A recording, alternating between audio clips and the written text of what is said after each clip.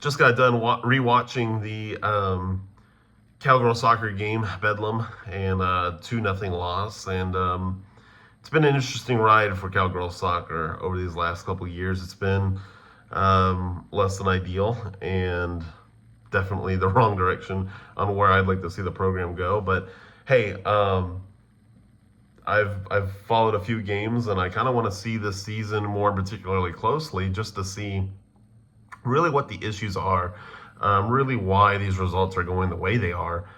And as a guy who's played soccer for many, many years and understands the game and is just not a World Cup tourist, like I understand tactics and what's supposed, what it's supposed to look like and what's going on here, and it's blatantly obvious to me.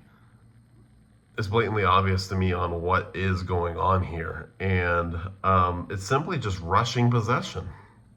And the good news on that is I think that can be solved. I think by just slowing it down, by just letting your back line work a little more, like getting some basic passes in, just getting some confidence in yourselves to just move the ball around, make the other team work, make them work side to side, open up. That'll produce better results, of course, because just what we saw and just what I saw in particular of just rushing the ball upfield is a disaster, especially when you're committing 5 players to the midfield. It looked like we didn't establish a midfield the entire game. When we had no presence in working the ball, we had no presence in like finding our strikers up top. We just worked it in a way to get the ball up quickly and just let OU control possession, control the pace of the game, which is going to cause your back line to make mistakes. And those 2 goals were mistakes, but I can't blame the back line for being on the back foot the entire game. I mean, you're going to have to crack at some point. For lack of a better word, you are just going to crack. And there were some definitely great saves by Marks, definitely some good defensive stops throughout the game, and breakdowns. But again, if your midfield is not being able to control the possession, if you're not being able to go up as a team and hold possession, it's going to be a very long season. I hope there is a way. I hope there's a way that the Cowgirls moving forward can just link simple passes. Again, just link the simple passes in your shot creation, which was shown, even though we tied Sam Houston, was good. He scored 3 goals against Stephen F. Austin. It's clearly that we can threaten other teams. Just got to put ourselves in a position to do that. But other things, man, it's just simply just simple little things are going to kill you. And separate great teams from where we are, unfortunately, now. That second goal in particular, I think clearing it, I understand the decision process. There's not really a wrong answer in clearing it, but if you are able to settle that ball, maybe you do get something back, you work it back, and you slow it down, because after that clearance on the second goal, right before the second goal, OU grabs the ball, and Oklahoma State doesn't even touch it until they're picking it up out of the back of the net.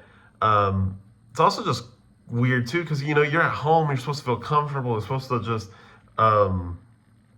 get possession and just feel comfortable and control the game and control the pace and feel the energy, let the crowd feel you. And just, again, never happened. And another puzzling thing is 100-degree heat. I would assume that the Cowgirls would want to slow it down, would want to maintain their composure, because I'm not out there running in 100-degree heat, you know what I mean? And just,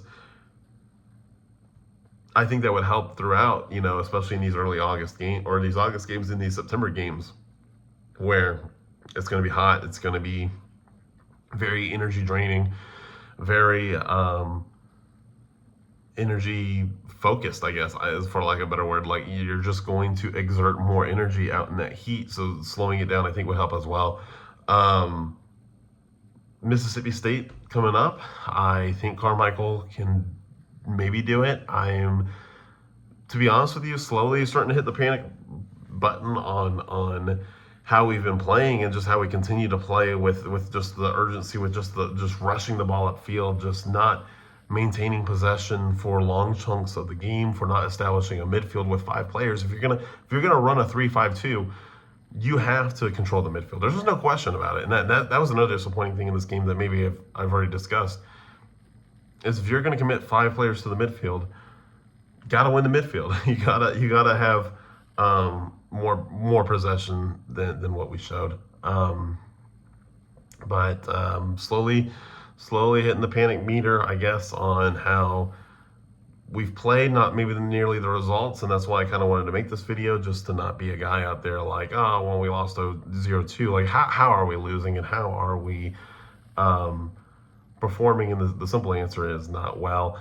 Just on a possession basis, just got to maintain possession, got to go up and work and attack together, and hopefully they'll be better for Mississippi State. But we'll probably do a recap on that game as well.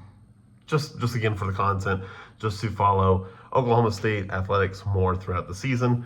And this is the Traveling Poke. We'll see you later. I'm excited for football. I'm excited for all these other sports coming up. So thanks for watching.